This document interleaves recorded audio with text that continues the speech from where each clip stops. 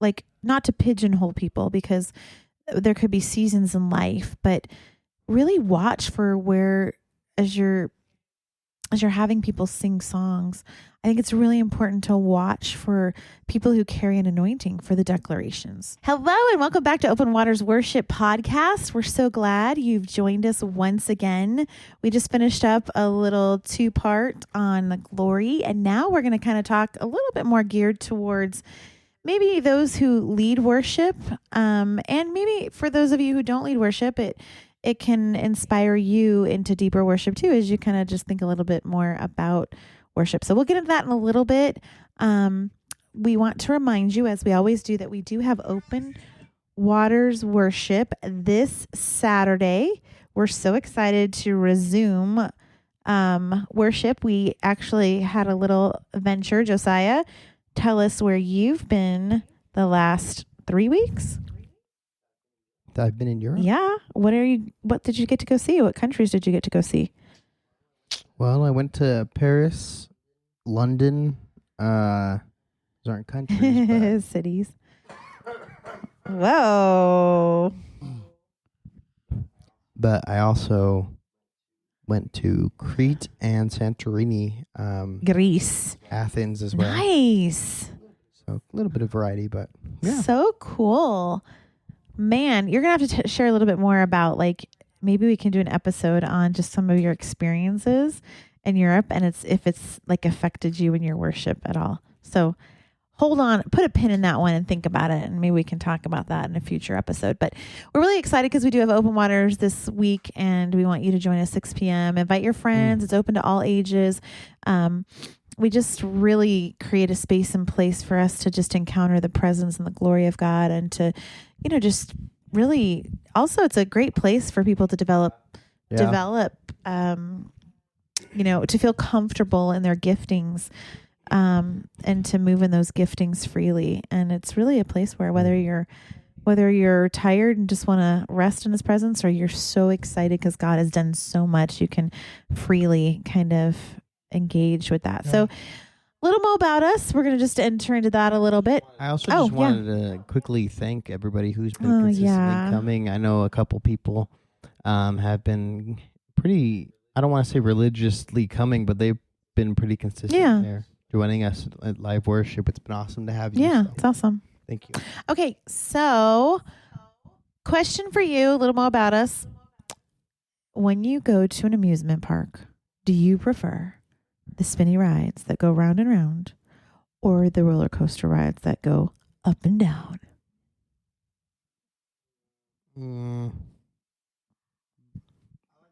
I like fast roller coasters, but if it's like here in Utah we have the Rocket at Lagoon. The rides like that are like, why? Those ones are not. So you like roller coasters? Do you like spinny rides? Yeah. Depends on the spinny Which one do you like better? If you had to choose. Oh, roller coasters by far. They're just more fun. Good. Or good answer. That's my answer too. No can do the spinny rides. No. I can do a little bit, but any more tilt-a-whirl and teacups and all that jazz, no thank you very much. There are some fun rides, but yeah. All right, Josiah, Mr. Energy over there. Recovering from your trip and getting into a new house. Like actually moving in. That's pretty exciting. Yeah. I know. Crazy town. Well, maybe you're just almost there. You've at least moved your stuff in. There. So that's a step in the right direction. Some stuff. That's exciting though. My goal is to move there so I can cut costs and everything, and I'll be living I don't know, say like pretty bare bones living, I'm not going to go anything extra. Yeah. I mean, I might get myself a couple different things. Like I want to get an espresso machine, but like that's probably the most expensive thing that I'll get. And then I'll be pretty much, just living, working and living. So let's dive into our topic today. So we've kind of just watched trends over the years, right? So just trends in music, trends in worship. There's so many different trends, but the trend we're kind of talking about right now is we've really seen us go from a real focus on just over, let's say over the last 30, 40 years. We've seen a real change, and like there was a lot of focus at one point, and maybe for as long as I've been alive, on just God and who he is and what he does and just his awesomeness. And then we've had a move to kind of like declaring who he is. Well, I guess that's what it's kind of been, just kind of declaring who he is. Then we've kind of had a move to really like singing about who he is from a more intimate kind of a standpoint, like a personal encounter with him. And then it's moved to a real focus on how he impacts like my response to him, and a real singing of my response to him and what he does for me. And so there's little nuances of change in there. Maybe you can hear that. And so I think it's interesting because always it's just kind of human nature. We kind of fluctuate and we swing pendulum wise from one side to the other. And I feel like we've really done a pendulum swing to really focusing on how God affects us. And I think it's really important to lay hold of all the worship. Like we've talked about, let our ceiling be somebody else's jumping, diving board or jumping board, their floor, our ceiling be their floor. And so I think it's really important that we don't lose track of what has happened. But I think we've swung in this direction of really kind of how God affects us. And so we've lost some of the other two parts, which are declaring who God is and intimately, from an intimate place, singing and worshiping God from that place of awe. So I think I just kind of wanted to talk about the importance of all three of those aspects. And there's probably more, and it's the creatives out there that are going to probably lead the charge for us into, other types. I mean, I know there's warfare worship. But I'm just talking about just basically kind of these three types of songs. I think the warfare worship probably tends to be more of declaring who God is. Okay, so the first one I said was basically kind of announcing who God is, like a herald. The second one is, and Rick Pino talks some about this. The second one is just really from a place of intimacy and awe, worshiping just who God is, like this one-to-one worship of who he is, even though it can be done collectively in a body. And then the other one, the third one, is singing and worshiping for how it affects you, like songs like gratitude, or reckless love, or just things like that. My response to him, that kind of a thing, which is great. They're wonderful, but you need all parts because it really impacts. And so I was thinking, I think we're starting to see a resurgence of really the intimacy with God and just singing one-to-one kind of with God. And that's beautiful because we've swung so far on the other side, which we needed. Like, it's a beautiful thing when you are able to sing back to God how he impacts you. And it stirs something deep inside of you, which then causes you to go into this intimate place of worship with him, where you're doing that one-on-one. Who is worthy? Is anyone worthy? Jesus, the Lamb who was slain, and that kind of a thing. And then there's,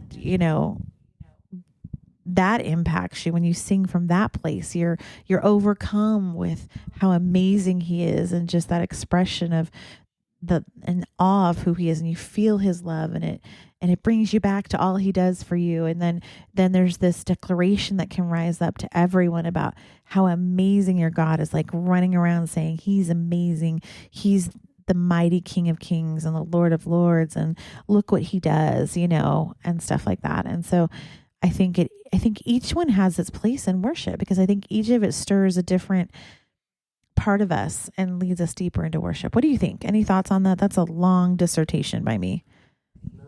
No, yeah, there's totally an ebb and flow to everything, including the songs we choose, whether it's about who he is, what he's done for us. And hey there, sorry for the interruption. Just wanted to say, if you haven't already, rate and reviewed this podcast. It would mean the absolute world to us if you could rate and review and share this with somebody you know. That way we can get the word out and we can help other people dive deeper into God's open waters. Now let's get back to the podcast. Well, yeah, I think let me ask you, when you are a part of singing a song that is declaring who God is, what does that stir inside of you? How do you think that impacts you? And then also, how do you think, why do you think that's important for people to sing those kinds of songs?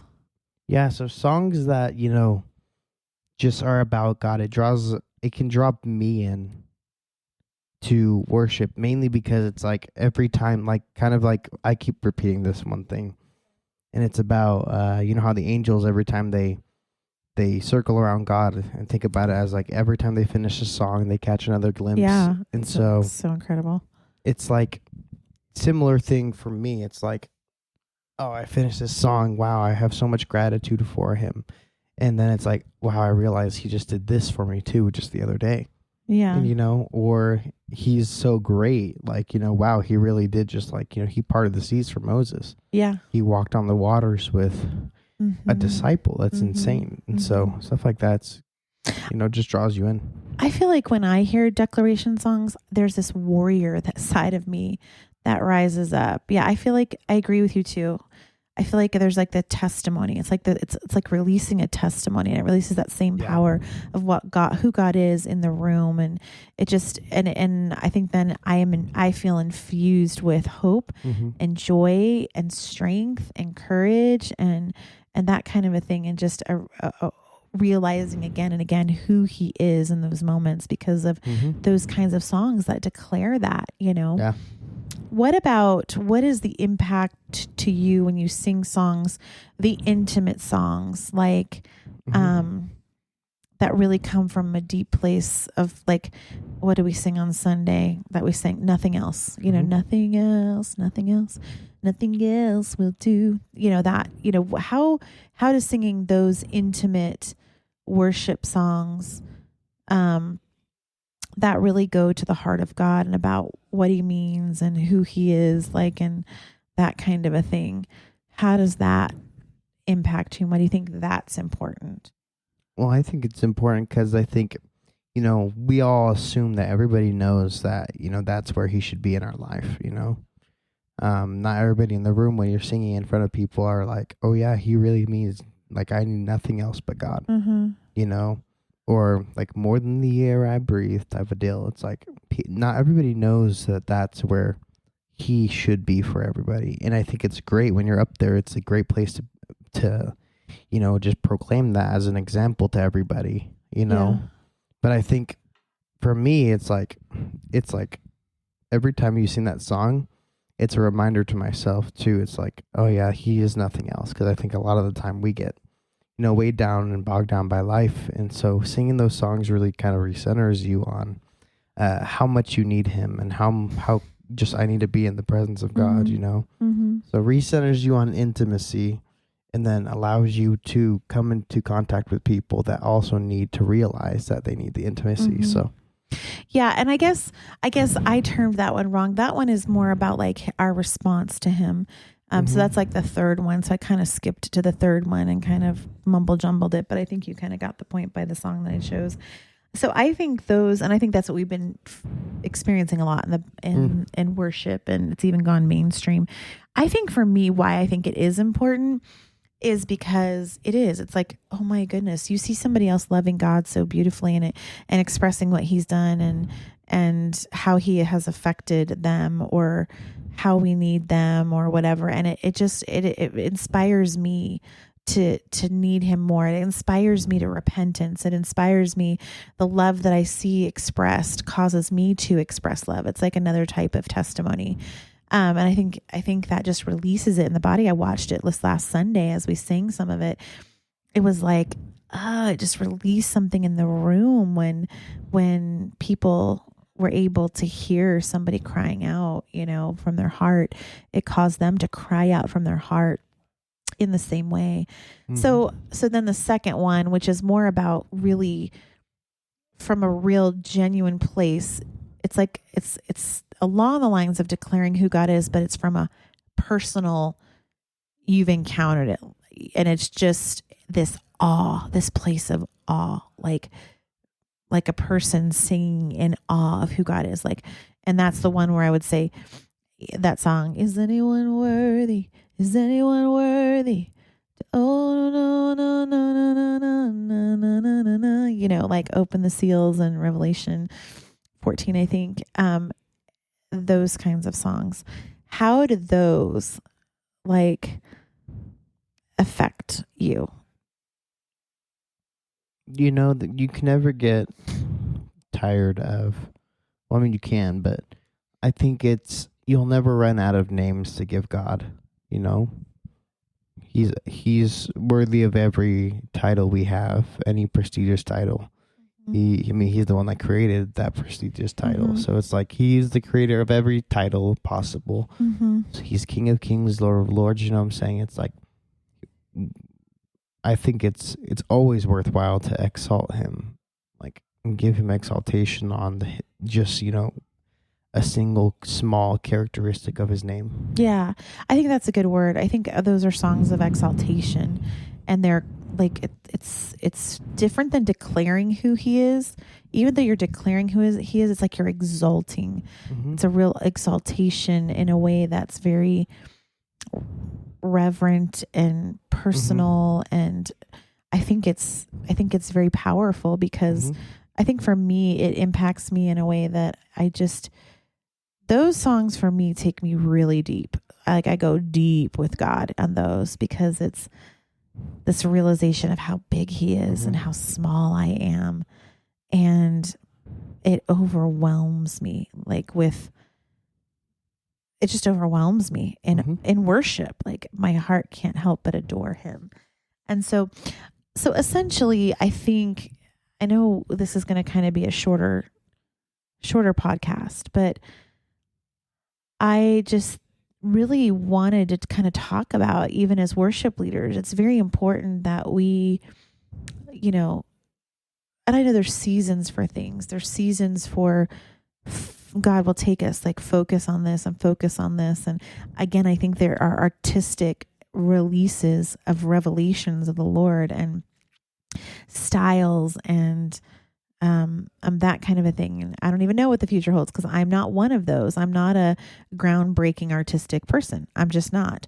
And so, but I love it and appreciate it so much. And so I think it's really important, especially if you're leading worship, to be keenly aware that all these three types of songs are important and they impact people differently. And there are, we went to Fresh Start Church and that's a Judah church. So the declaration songs are powerful and impactful, and they really do that. So there are songs too that really a certain part of the body may relate to more, but we all need it. And then, you come to New Creation and the songs of really that second flavor, which is just the awe and exaltation of God from, personal encounter, is beautiful. And then Bethel's been so good about releasing these songs that bring in the human side of the response to God and how he impacts us and what we give back to him and, those kinds of things. So I just think it's important as worship leaders to really release all sorts of those songs and not to just kind of get hung up on one or the other. And then I think it's also very important for just from a participant that you really allow, whether your style is one or the other, to really allow those songs to incite and excite and bring life to parts of you, to inspire you to deeper worship. Yeah, I was thinking, so you have these 3 different types of worship. It's like the me to God, God to me, and then me and God to the congregation. Yeah. And it's like there's ebbs and flows. I know we keep using that, but there's like a pool, I don't know what to call it, but ebbs and flows works well. But like when we minister, me and God minister to the congregation, it's like we're drawing them in to where we're at in the presence, and it's like we're calling them in, like, hey, like fourth man in the fire, or the fourth man. It's like, or like I'm trying to name another song, but these songs that are encouraging, like, God's with you type of deal. It's like it pulls them in and encourages them to worship because God's with them. You know what I'm saying? It shows them a piece of God. Yeah. And so as long as you make sure, you're still focused on showing pieces of who God is, because I'm not a part of that. I may be singing from a perspective, like of God, like, I'm here for you, son, or whatever song may be there. You know what I'm saying? It's like, it's God ministering to the congregation and to me, and then it goes me to God, or the congregation to God, and it's like, okay, that way we actually give God the glory, you know what I'm saying? And then God to us individually. It's like, take me back to the heart of worship, and that's the intimacy part, is where we just, and it's a cycle that we can use to actually just I don't know what to say, but like a self digging thing. It just helps us get deeper into His presence. So everyone's needed, and like you said, it's not wise to stay on one and neglect the others, because the others are needed, and maybe somebody really does need some ministering through worship. And it just is like, this song that we want to sing could really impact their life in a way. It reveals something new about God, and it's just like, if you neglect it, you're just not using one of the tools you have available to you. And so I'm not saying one is more powerful than, or one is better, or one is greater than the other, but it's just like they all work together in tandem. So feel free to, like, switch your list out a little bit. So. I was also thinking, as a worship leader, it's important to, like, not to pigeonhole people, because there could be seasons in life, but really watch for where, as you're having people sing songs, I think it's really important to watch for people who carry an anointing for the declarations, for the Judahs on your team, for the Jonathans and the Marys on your team, who are the ones who are going to be just lovers. And, for the ones who are the Moseses that are in the very thick of the presence of God and declare His justice. I mean, not declare, but just like exalt Him in His godness, almightiness, and from a very personal, experiential place. And so I think it's important to watch because when a person sings from that place of, it really is, it's very deep in their soul, it comes across very powerfully. It's that power of that testimony, because now it is not just singing a song because, hey, maybe their voice goes good with that. It's like so true for them, and it's so in their DNA that it just releases something into the room that people, the authenticity of it and the realness of it, people sense that, and then it allows them to be more authentic and go deeper with God, because it carries power with it. So those are just some of my thoughts that I had running through my mind recently as I've been contemplating just all sorts of things happening in worship across, the board universally in the body, and just, obviously that affects our local worship and stuff. So Yeah, we really welcome your comments and your suggestions about this. If you have any other kind of ideas or want to comment, please contact us at openwaterworship.com. We're also on Instagram. We do live stream. So if you can't catch us this week and join us, which we prefer, of course, but if you can't be here, please join us on live stream. We're on YouTube. Yeah. Any Alrighty. final thoughts, Josiah? No, appreciate you guys for listening. Yeah. See you soon. Bye. Bye.